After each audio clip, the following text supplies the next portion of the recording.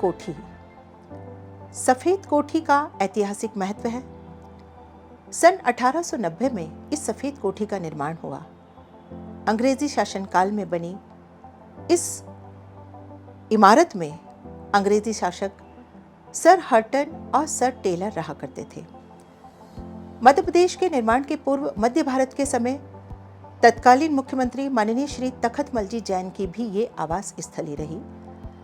1960 में 24 जुलाई से 24 अगस्त तक भारतीय संस्कृति के अध्येता संत विनोबा भावे ने भी यहाँ प्रवास किया और स्वच्छता अभियान की शुरुआत की। ये सफेद कोठी मोनोमेंटल पद्धति से बनाई गई है, जिसका अर्थ होता है कि इस इमारत पर किसी भी प्रकार का निर्माण या विस्तार संभव नहीं होता।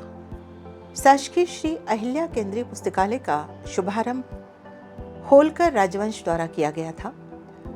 राजवंश द्वारा 1.5 लाख रुपए की राशि दान में दी गई थी और 4 एकड़ जमीन पर इस पुस्तकालय का शुभारंभ हुआ।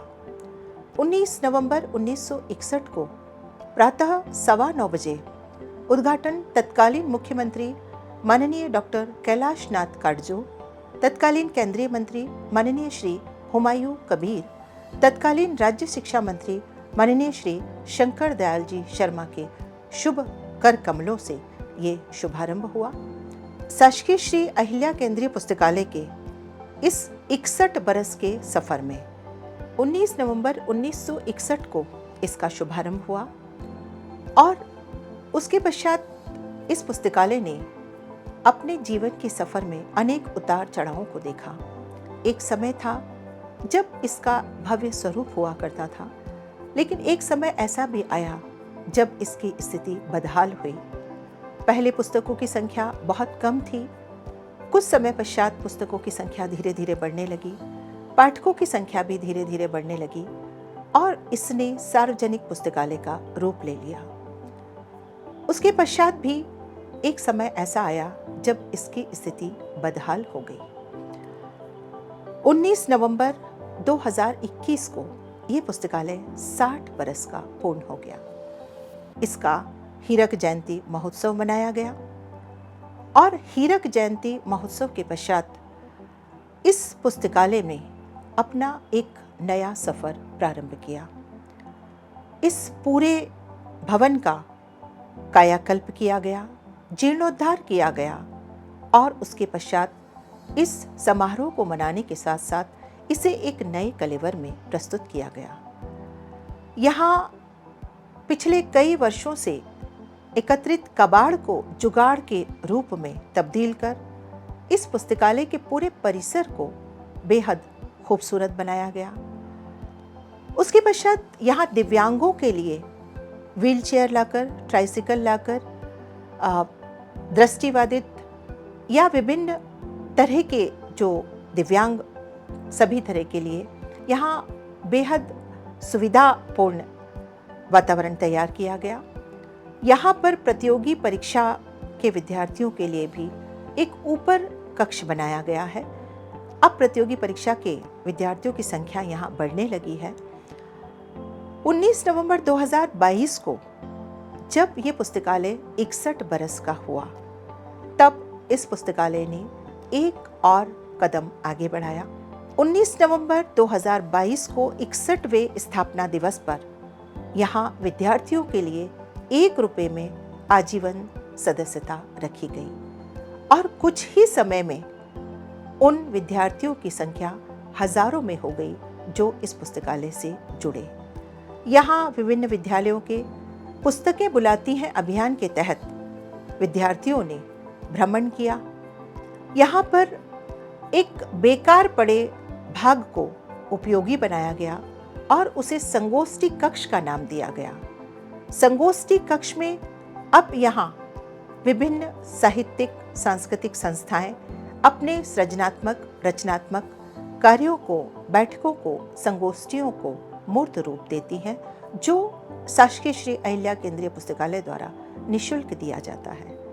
यहाँ बच्चों के लिए भी एक अलग से कोना बनाया गया है जिसका नाम है बच्चों का कोना। यहाँ पर पुस्तकें 1 लाख से अधिक हैं और इन पुस्तकों के 3 स्रोत हैं। पहला है RRLF राजा राम मोहन राय लाइब्रेरी फाउंडेशन, कोलकाता, भारत सरकार, संस्कृति मंत्रालय। दूसरा सोर्स है राज्य शासन और तीसरा स्रोत जो है वो है डोनेशन या दान। यहाँ दान में भी बेहद बड़ी संख्या में हमें पुस्तकें उपलब्ध होती हैं। यहाँ पर हिंदी की पुस्तकें हैं, फिक्शन नॉन फिक्शन दोनों हैं, अंग्रेज़ी माध्यम की पुस्तकें हैं। यहाँ अब हमने कुछ उर्दू माध्यम की पुस्तकें भी मंगाई हैं। लोकमाता अहिल्या के नाम पर चूँकि ये पुस्तकालय है और माँ अहिल्या का कोई लिटरेचर यहाँ उपलब्ध नहीं होने से और वो मराठी में ही उपलब्ध होने से हमने मराठी भाषा का भी एक बड़ा साहित्य यहाँ पर उपलब्ध करवाया है। कुछ गुजराती भाषा की पुस्तकें भी हमें प्राप्त हुई है, कुछ सिंधी भाषा की पुस्तकें भी हमें प्राप्त हुई है। इसके अलावा हमने एक अहिल्या माता का कक्ष बनाया है जहाँ माँ अहिल्या के जीवन से संबंधित समस्त जानकारियाँ होने के साथ साथ वहाँ बच्चों की पढ़ाई का रूम भी बनाया गया है। यहाँ एक 100 साल पुराना बरगद ओटला है जो जीर्ण शीर्ण हालत में था, उसे व्यवस्थित करके एक प्राकृतिक मंच का रूप भी दिया गया है। पुस्तकालय के परिसर में एक नवग्रह नक्षत्र गार्डन है जिसका निर्माण 2009 में हुआ था, लेकिन बीच में उसका बहुत अच्छे से व्यवस्था और सुचारू संचालन नहीं हो सकने के कारण अब पुनः वह एक नए रूप में सभी के समक्ष उपस्थित है, जिसमें बीच में पुस्तकालय में जो जनक रहे हैं, भारत में पुस्तकालय विज्ञान के जनक पद्मश्री डॉक्टर SR रंगनाथन की बस्ट प्रतिमा स्थापित की गई है। साथ ही साथ वहाँ नवग्रह नक्षत्र राशि के अनुसार पेड़ पौधे भी लगाए गए हैं, इसलिए इसे नवग्रह नक्षत्र उद्यान के नाम से जाना जाता है। इसी पुस्तकालय में एक PPP मॉडल पर 2009 में एक सभागृह बनाया गया जिसे वरिष्ठ समाज सेवी माननीय प्रीतम लाल जी दुआ सभागृह के नाम पर रखा गया, क्योंकि उन्हीं के द्वारा उस समय सबसे अधिक राशि दान में दी गई थी। इस प्रकार से इस पूरे परिसर में सिर्फ पुस्तकों का आदान प्रदान ही नहीं होता है, यहाँ पर साहित्यिक गतिविधियाँ होती हैं। ये सांस्कृतिक समस्त कलाकृतियों का, सांस्कृतिक कर्मियों का एक केंद्र बन चुका है। यहाँ बच्चों के लिए उनकी रुचि के अनुसार साहित्य उपलब्ध है, यहाँ युवाओं के लिए प्रतियोगी परीक्षा के लिए समस्त सामग्री उपलब्ध है, यहाँ महिलाओं के लिए उनकी रुचि के अनुसार सामग्री उपलब्ध है, यहाँ पर वरिष्ठ नागरिकों के लिए उनके अनुसार समस्त सामग्री उपलब्ध है। इस तरह से ये चूँकि पूरे माँ अहिल्या की नगरी के पूरे शहर का एक केंद्र बिंदु है, हृदय स्थल है, तो इसी तरह उसे कोशिश की गई है कि ये सभी के हृदय में बस सके, सभी की रुचि का केंद्र बन सके। ये पूरी कोशिश यहाँ बरकरार है और इसके अध्यक्ष हैं माननीय संभागायुक्त महोदय, इसके उपाध्यक्ष हैं माननीय जिलाधीश महोदय।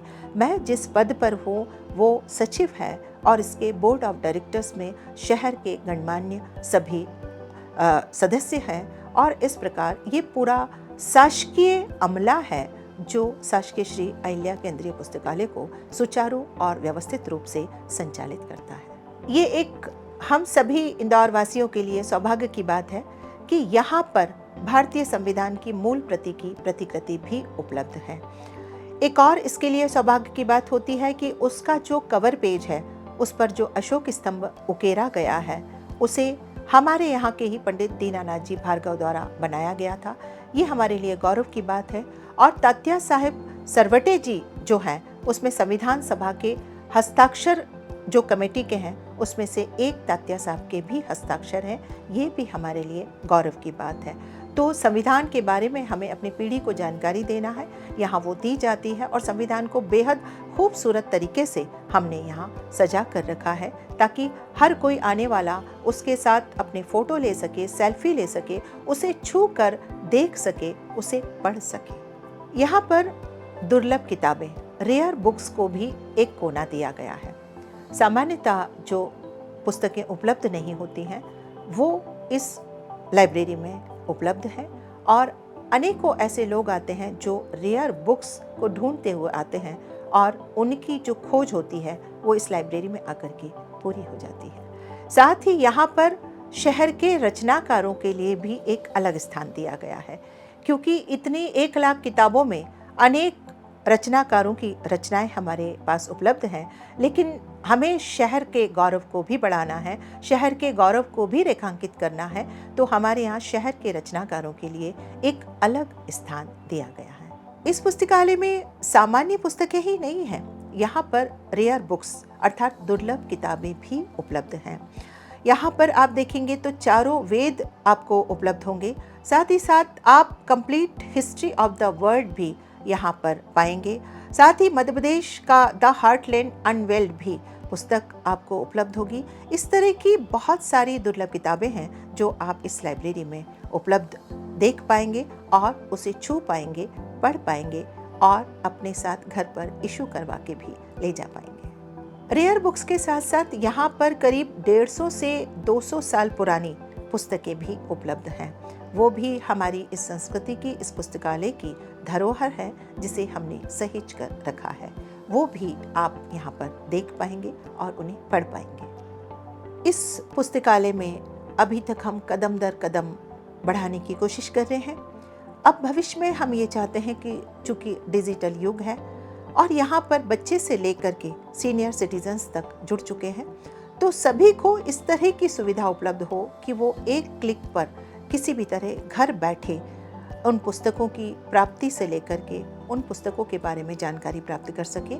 लेकिन साथ ही साथ हमारी ये कोशिश भी है कि अगर हम सभी चीज़ें उन्हें घर पर उपलब्ध करवा देते हैं, तो जो बच्चे हैं, हमारे बुजुर्गों ने तो अपना जीवन देख लिया है, लेकिन जो बच्चे हैं वो बच्चे वैसे ही इस गूगल के युग में मोबाइल और सोशल मीडिया और सारे डिजिटल साधनों से जुड़े हुए हैं। हम उन्हें वास्तव में पुस्तकों की खुशबू से रूबरू करवाना चाहते हैं, क्योंकि उसका कोई विकल्प नहीं है। तो हमारी कोशिश निश्चित रूप से ये रहेगी कि डिजिटली हम एक उन्हें प्लेटफॉर्म दें, डिजिटली हम उन्हें हर चीज़ से कनेक्ट करें। साथ ही साथ हम ये चाहते हैं कि वो यहाँ भी आकर के बैठे, यहाँ पर आकर के पढ़ें, क्योंकि किसी भी स्थिति में चाहे हम अंतरिक्ष पर ही क्यों ना पहुंच गए हों, लेकिन मेरा ऐसा मानना है कि शिक्षक और पुस्तक का स्थान कोई भी कभी भी नहीं ले सकता। चाहे हम कितने भी विकसित हो जाएं, विज्ञान कितनी भी प्रगति कर ले, लेकिन एक शिक्षक और पुस्तक, इसका स्थान कभी भी कोई नहीं ले सकता है। और हम चाहते हैं कि हमारी आने वाली पीढ़ी खास तौर से पुस्तकों से जुड़े, पुस्तकालय में अपना समय व्यतीत करे, लेकिन निश्चित रूप से हम विकास को देखते हुए, समय को देखते हुए डिजिटली इसे पूरी तरह से अपडेट करने के लिए प्रतिबद्ध हैं और हमारी कामना है कि निश्चित रूप से हम इसमें पूरी तरह सफल होंगे। पुस्तक अगर कीमत के रूप में देखा जाए तो एक नगण्य बात होती है, लेकिन ज्ञान के मामले में देखा जाए तो वो अमूल्य होती है।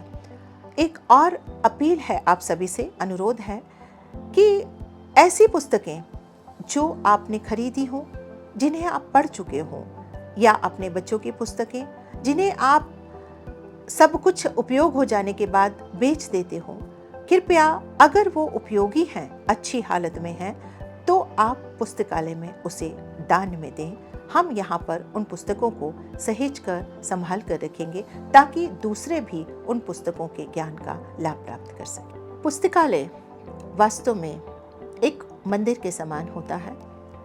यहाँ पर ज्ञान का भंडार होता है और बड़े ही अफसोस की बात है कि हमारी युवा पीढ़ी, हमारे बच्चे, हमारी आने वाली पीढ़ी, हमारे देश का भविष्य इन पुस्तकों से दूर होता जा रहा है।